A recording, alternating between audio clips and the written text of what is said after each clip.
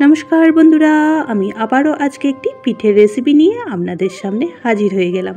आज के एकदमई सहज भावे नतुनत्व एकटी पिठेर रेसिपि बानिये आपनादेर देखाबो। जखोनी पिठे खेते इচ্ছে करबे तखोनी किन्तु बानिये फेलते पारबेन। खूब सहजे और खूब ताड़ाताड़ी किन्तु बानानो हये जाय।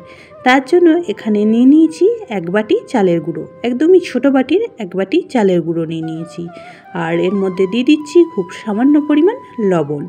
और एदिके आमी जल निये निয়েছি एक ग्लास और जलटाके एकदमई फुटिए रेखे दिएছিলাম। फुटন্ত गरम जल दिए चालेर गुঁড়োটা खूब भालोभाবে मेखे निচ্ছি। प्रथमे चामच दिए एकटू मेखे निচ্ছি, ना होले फुटন্ত जल जेहेतु ताई हाथे गरम लागबे, ताई चामच दिए किछुक्षण टाइम मेखे निते होबे और अल्प अल्प करे जल दिए मेखे निচ্ছি। आटा मयदा जेभाবে डो तैरी करा हय सेरकमई डोटा रेडी करे नेब।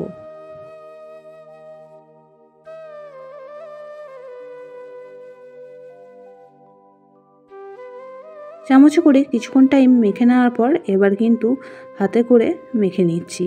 পুরনো বন্ধুরা পাশে থাকার জন্য অনেক অনেক ভালোবাসা। নতুন বন্ধুরা যারা চ্যানেলে ভিজিট করছেন, চ্যানেলটি এখনো পর্যন্ত সাবস্ক্রাইব করেননি, তাদের কাছে অনুরোধ রইল চ্যানেলটি সাবস্ক্রাইব করে পাশের বেল আইকনটি অল করে দেবেন। তাহলে আমি যখনই কোনো ভিডিও দেব নোটিফিকেশন সবার আগে আপনার কাছে পৌঁছে যাবে। কথা বলতে বলতে ডোটা কিন্তু রেডি করে নিয়েছি আর দেখেই বুঝতে পারছেন যেভাবে আটা ময়দা মাখা হয় সেইভাবেই ডোটা রেডি করে নিলাম। এবার ডোটা দুটো ভাগ করে নিয়েছি। দেখুন একটা ভাগ থেকে এইভাবে গোল গোল করে পিঠেগুলি বানিয়ে নেব। আপনারা আপনাদের পছন্দ মতন যে কোনো শেপে বানিয়ে নেবেন।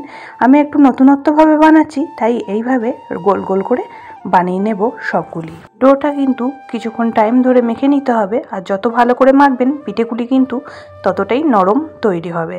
আমি কিন্তু 2 থেকে 3 মিনিট ধরে খুব ভালো করে ডোটাকে মেখে নিয়েছিলাম। তারপরে দেখুন সমস্ত পিঠেগুলি বানিয়ে নিলাম। এবার গোল গোলও করে নিয়েছি, দেখতে কতটাই না সুন্দর লাগছে। এবার এক গ্যাসের মধ্যে একটা কড়া বসিয়ে দিয়েছি আর কড়াতে দিয়ে দিয়েছি 1 গ্লাস জল আর জলও ফুটতে শুরু হয়ে গিয়েছে। এবার সমস্ত পিঠেগুলি দিয়ে দিচ্ছি।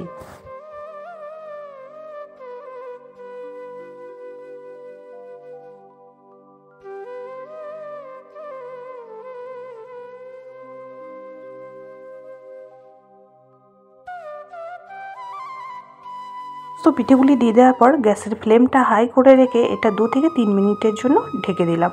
দেখুন 2 থেকে 3 মিনিট পর ফিরে আসলাম। আবারও কিন্তু গ্যাসের ফ্লেমটা কমিয়ে দেব, কমিয়ে দিয়ে আবারও 4 থেকে 5 মিনিট সিদ্ধ করে নেব। 5 মিনিট পর ফিরে আসলাম আর ঢাকাটা খুলে দেখে নিচ্ছি। জলটা দেখুন একদমই কম হয়ে গিয়েছে আর পিঠেগুলিও সিদ্ধ হয়ে গিয়েছে। আপনারা দেখেই বুঝতে পারবেন পিঠেগুলি সিদ্ধ হয়ে গিয়েছে, কালারটা হালকা চেঞ্জ হয়ে গিয়েছে।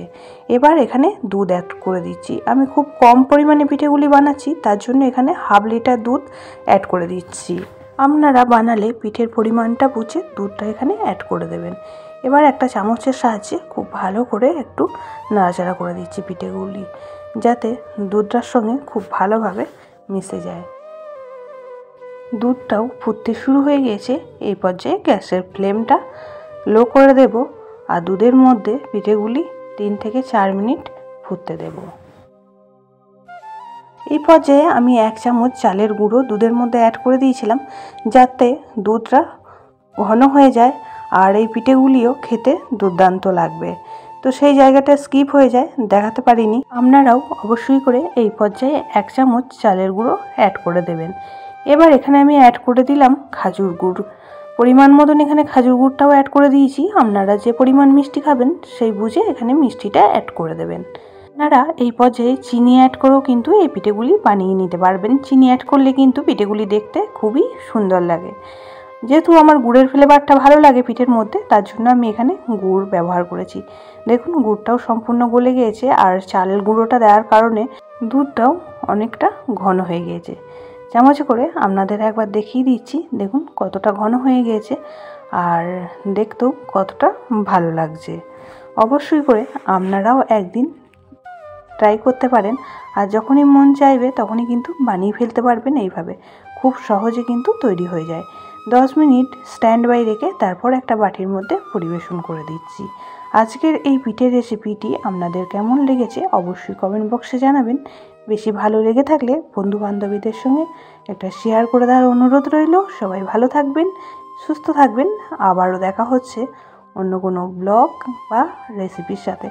ততক্ষণের জন্য সবাইকে টাটা, বাই বাই।